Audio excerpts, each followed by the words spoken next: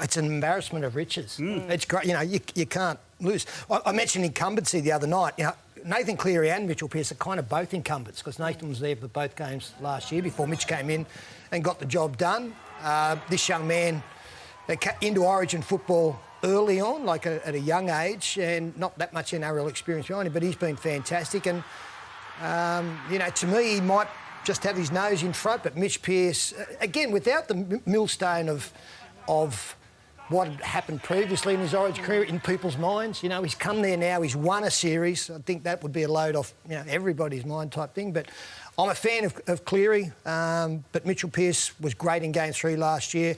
And obviously the new man on the scene in regards to conversation is Mitch Moses, who if Parramatta continue to play the way they're playing, he plays the same way he's playing, he's got to put a lot of pressure on. So who's your selection? Nathan Cleary at this moment, but I don't think you... I'd be happy with all three, and that's a nice situation. Well, a couple of years ago, I got the job off the back of coaching Lebanon, and Mitch was a star, and not just on the field, he was incredible off the field as well. He then went and had that pretty ordinary season for Parramatta, I think. Was that his first year there? Sterlo, 2018, I think the start didn't have a great start. He was penciled in as the halfback from the start, just with my experience off the Lebanon team, and that's how I sort of gauged the year. But Nathan's just such a great team player.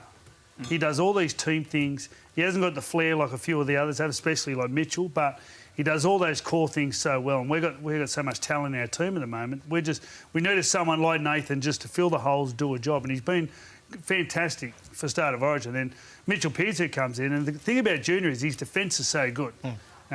Moses has picked up his defence, which is great, but Mitchell's defence is so good. He's the best defensive seven in the... I know him so well, and I was so thrilled to get him back into the team. You know, I think at the moment still Nathan's made sure he got his nose in front, given the fact that he had the job and then got injured, and that's sort of the way the system we picked the team. That's the way it works. But I don't think we've been in this good a position, New South Wales, where three players are in the top three teams in the competition at the moment. I don't think Moses has been this consistent. Like, we've seen him play games where he's been unbelievable, but the next week he's not so good. He's been consistent every week, and he's got to obviously continue that for the remainder of the year. There's a long time between when it's picked and now. I also think you've got to think about who your 5'8" is as well. Like, who do you play at 5'8"? Luke Keary's been amazing for a number of years, but he's been injured come Origin time. Jack Whiten's a big running 5'8", so you know, you can have a running 5'8" and someone like a Mitchell Pearce or a Cleary that can control the team. So there's a number of things to weigh up, but obviously 5 months of footy to play between now and then. We'll just tell you what to do. Kiri's your 5'8". Yeah, we're happy with Whiten and Trebojevic in the centre. But are you worried about the size of bodies? If Kiri is a 5'8" and say a Cleary, they're both smaller bodies, not known as the greatest defenders. They can defend, don't get me wrong, but they're not known as the greatest defenders. Does that make a difference to you? Yeah, but also then you've got to start working out who goes around them as well. There was a period there, if you sort of went with Mitchell Pearce, then you might have a goal kicker.